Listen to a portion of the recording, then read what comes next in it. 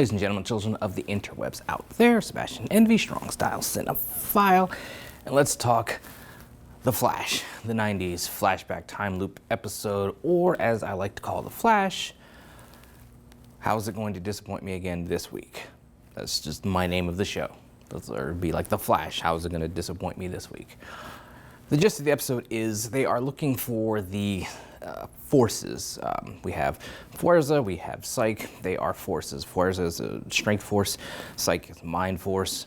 While we thought, some of us kind of theorized, that maybe the lightning that we saw when the Speed Force was reborn was going to result in a whole bunch of people getting touched by the Speed Force, gaining speedster powers, and we'd have that storyline kind of ripped from the comic books, where we also get Godspeed and some other stuff going on. But no, this apparently was, the lightning was these maybe just forces being drawn to the earth, maybe drawn out, or just affected in some sort of ways. So I think that those, and I think there were maybe 4 or 5 lightnings, I have to go back and watch it, but they were all these different forces. So we'll meet the other forces eventually, and that's apparently a big storyline from the comics. There's something about some of these shows sometimes. You think you're a comic book geek, but then they present you with stuff that you've never seen before, but it's from the comics that you just hadn't read yet, because there's so many comics out there.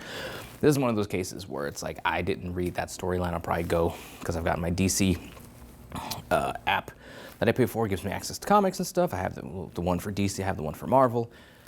So I have to just take a day and just binge and just kind of get caught up on that storyline. So apparently that's where it comes from. So the story opens with them trying to think of ways to track, well, to have a warning system of the other speed forces, or the other forces. The Speed Force, which looks like Nora, Barry's dead mother, wants a way to track the forces down, which there's just something off about the Speed Force, not only looking like Barry's dead mother, but there's just something just off. You get to feel it. Somebody posted on a message board that I checked just for jumping on here that maybe the Speed Force is the actual threat of the season, which would be something of a dramatic, emo central mind, fudgery for Barry to have to hit the big bad of the season to be the thing that wears his mother's face. There's some moments in the episode where Iris and the Speed Force bond. They're calling her Nora. Where they're bonding, and then she kind of regrets having Barry's dead mother's face. Iris says, no, it's okay. I'm his lightning rod, but you're the lightning. Oh, God, it's so cool. It's right up there with the whole We Are the Flash thing, which is stupid. And then by the end of the episode, Iris invites the Speed Force home with them to kind of like have a slumber party with the Speed Force that looks like Barry's dead mother. She's all for it. Barry's kind of like, you can see Barry's kind of affected by it. How he's affected remains to be seen. So Chester and Cisco, who are Chesco now, as they're bonding, go out to try to set up this system. I won't get into the whole sciencey gobbledygook they threw out at us, just word dribble that they threw at us to justify this. But they go set up the system that will warn them about the other forces. They get pulled into a time loop into the 90s. It's a Groundhog Day time loop type of thing, and they're just trying to find the time god that is controlling it. The day that they get pulled to is a day that actually Chester's father dies, and a piece of tech that they need, Chester has to go get it from his father. They have this sort of bonding moment where I guess Chester, because his dad was so wrapped up in his work and didn't pay as much attention to Chester as he could as a kid, he kind of thinks his dad was a dick behind it. His dad was just doing everything he could for Chester, making sacrifices, working hard for Chester. So Chester kind of gets that cathartic come to Jesus moment about his dad. They spend the day, actually work on the piece of tech that they need to track the time god and protect them, because every time, like, the time loop gets reset after some hijinks where they go looking for the time god. It gets reset, and then they need to repair the tech that they have to protect them in case it gets reset again. Turns out somebody that they encountered before at the school that they thought was not the time god was actually the time god. It's a football player who was headed for the NFL, got hurt in a championship game, and then he gets put on the bench. Now he sells used cars. He missed his opportunity, so he's just stuck in this time where things are going good for them. The future is bright for him, where he sees his future and he sees that it sucks. So he's kind of just keeping everybody there. He encounters Cisco and Chester trying to do away with them because they're kind of messing things up for him. And then Chester kind of talks him off the ledge to kind of show him that it's not about the past, because he's tried to reset what happened to him, but it's a fixed point in time. We know about fixed points in time from Doctor Who, but it's a fixed point in time, can't change it. So Chester convinces him that, hey, you have your future ahead of you, it's bright. And then it kind of awakens this time god to the fact that, oh yeah, the future can be what I determine for myself and for other people. So and then he just, snaps his fingers, sends him back to the right time, and then vanishes.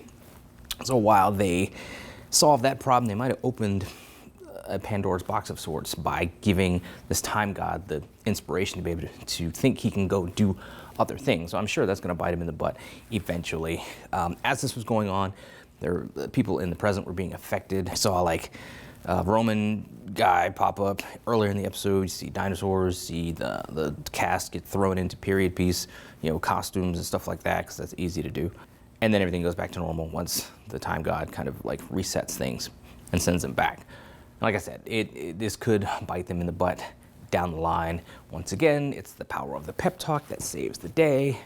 But it was a good developmental episode for Chester. Other things that happened, Caitlin is adjusting to this life with a shared living space with Frost.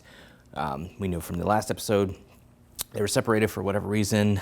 At first, Caitlin wanted to recombine. Frost does not, because she's had a chance to live her own life. She wants to live it all the time, not just part of the time when she's not in the back of Caitlin Frost's mind. So they're trying this shared living thing, which eventually I'm assuming they're going to part ways. It's going to be an odd couple thing. Gives us some humorous antics for a few episodes, and then by the end of the season, Frost will go away. Or maybe Caitlin goes away. I hope they both go away, because again, it goes back to my issue with them bloating the cast. Just let them all go away. Cisco too, we have Chester, let Cisco go away. Probably won't happen, the cast will stay bloated. And of course you have Frost being hunted by this government agent because she used to be Killer Frost, she used to kill people. She's not that person anymore. And Joe tells her, hey, somebody's gunning for you. Frost says, bring it on. And that's the end of the episode, basically. It was an okay episode, it was very, very fillery. We had Grant Gustin comatose, he's healing from the battle last episode, so he's out of it basically the entire episode till the end. So I don't know if he was off filming something else or something, or they just didn't want him in the episode. I didn't check the director on stuff, but maybe he directed the episode, because that often happens too. Regardless, he was just on ice for the majority of the episode. And it's a very, it's a Cisco Chester episode, which, okay, whatever. Like I said, gave us some development for Cisco or Chester. I kind of wondered when they were in the past, when Cisco asked Chester if that's what he wanted, was to go see his dad to get the piece that they needed from him. I think maybe Cisco was kind of wondering if Chester was going to want to prevent his dad from dying, which of course Cisco should know that, he's lived Flashpoint and he should know not to mess with things that happen. So I'm wondering why he even suggested that or kind of left the door open for that. Thankfully, that's not even something that they approached. Chester just was content with the fact his dad's going to die on that day and got that last day, with him. So totally fine with how that worked out. So those are my thoughts on the episode, scattered as they often are. What do you guys out there think? Let me know in the comments below. Follow me on social media. Still got so many things to catch up on. This Saturday, see me in the ring, MPX. Once again, on my journey for the MPX tag team titles. Who's going to be my tag team partner? You have to check that out to find out. Until next time, let us geek.